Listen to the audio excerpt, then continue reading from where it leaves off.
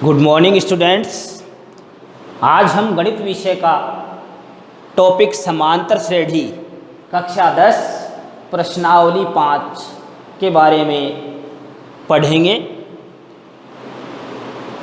समांतर श्रेणी संख्याओं का एक पैटर्न है। समांतर श्रेणी संख्याओं का एक पैटर्न है जिसमें हर अगली संख्या एक निश्चित अंतर से आगे बढ़ती है। जैसे आपको मैं लिख दूँ 2, 5, 8 और आगे इसी प्रकार, तो आप कह सकते हैं कि यह एक समांतर श्रेणी है क्योंकि इसके पदों में समान अंतर चल रहा है।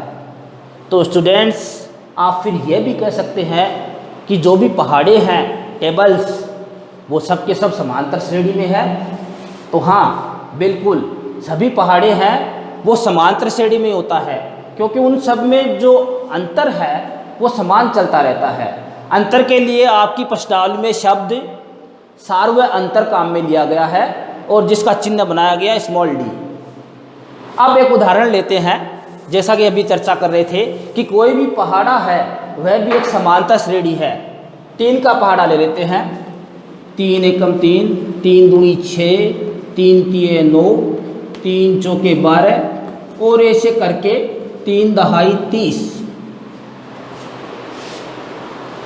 इसमें स्टूडेंट्स हम देखते हैं कि दो पदों के बीच में जो अंतर है वो एक जैसा है। 3 और 6 के बीच में अंतर है वो 3 का, 6 और 9 के बीच में अंतर है वो 3 का, 9 और 12 में जो अंतर है वो 3 का। इसी प्रकार आगे 3 का अंतर चला है। कहीं भी अंतर में कोई भी कम या अधिकता नहीं आई है। यदि मैं यहाँ पे 10 कर दूँ तो यह फिर एक समांतर श्रेणी नहीं रहेगी, कारण यहाँ पर अंतर 4 का, यहाँ पर 2 का, यहाँ पर 3 का।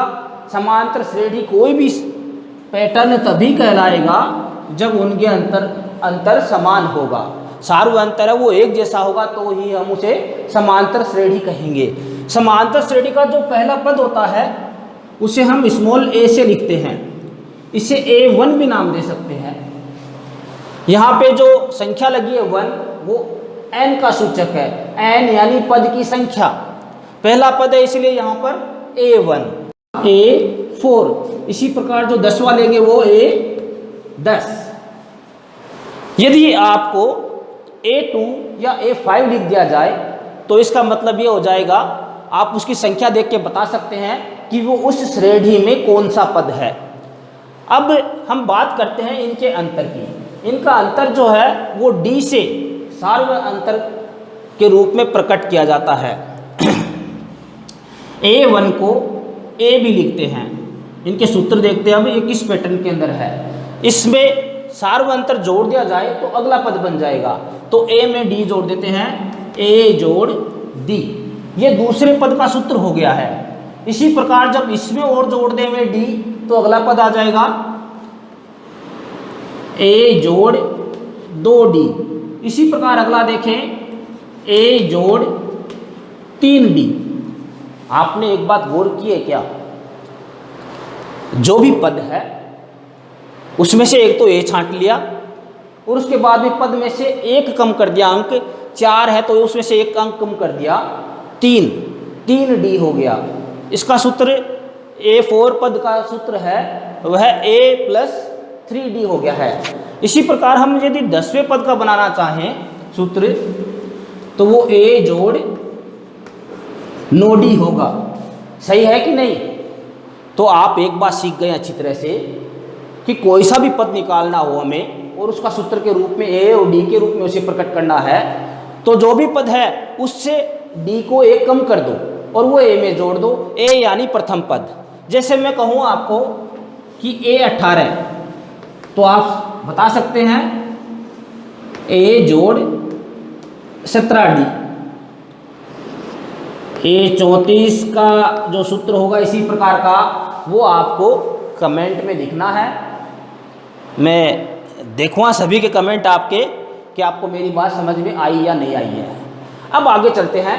अब 11वां पद निकालना हो 11वां पद निकालना तो सीधी सी बात पड़ी है, इसमें सार्वंतर जोड़ देना पड़ेगा। A11 निकाले तो सीधी सी बात पड़ी है, इनका अंतर सबका 3 चल रहा था तो 33 हो गया है। अब कोई भी पद ज्ञात कर ले, अज्ञात पद nवां पद ज्ञात करें हम, n यहाँ पर पदों की संख्या हमें मालूम नहीं है, nवां पद ज्ञात करें तो उसके लिए सूत्र होगा a तो है जोड़ n जितने भी दे रखे थे उनमें से एक कम करना है d को, यानी n-1 d। ये आपको समझ में आया क्या? जैसे इसमें हमने 10 में से एक कम किया 9, उसको d से गुणा कर दिया। इसी प्रकार यहाँ पर n है तो n में से एक कम किया और d से गुणा कर दिया। यहीं से अपने समांतर श्रेणी के सूत्र की शुरुआत होती है। कोई भी पद ज्ञात करना हो किसी श्रेणी का तो सूत्र लगेगा a जोड़ n-1 इंटू d। अब हम बात करते हैं किसी भी श्रेणी के अंदर सार्वअंतर ज्ञात करने की।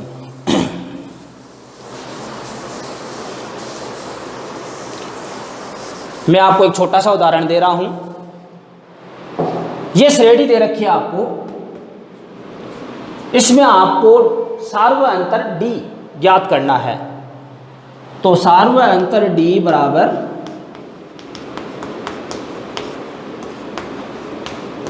कोई भी लगातार दो पद ले लो, बाद वाला पहले लिखना है और उससे पहले वाला है वो बाद में लिखना है।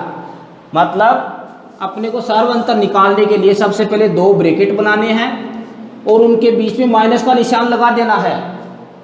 अब सबसे अंत वाला पद ले लो, यह पहले ब्रैकेट में, उससे जस्ट पहले वाला निशान सहित प्लस माइनस का निशान यदि जैसा है वो साथ में रखना है। ये यहाँ पे रख दो। ये हो गया 12-9 3। अभी एक बार में चेक नहीं होगा, अभी अपने को दूसरा और ऐसा ही एक चेक करना पड़ेगा कि सभी पदों के अंदर बराबर चल रहा है कि नहीं चल रहा है। तो अगले के अंदर पहले ब्रैकेट में 9 और दूसरे में 6, 9 - 6 बराबर भी 3। दो पदों के अंदर अपन ने चेक कर लिया कि सार्वअंतर बराबर आ रहा है, इसका मतलब ये एक समांतर श्रेणी है। अब आपके अभ्यास के कुछ प्रश्न हैं। अभ्यास 5.1 के अंदर कुछ प्रश्न दिए गए हैं, उनको मैं आपको बताना चाहता हूं। पहला प्रश्न आपका दिया गया है कि a और d ज्ञात करने हैं।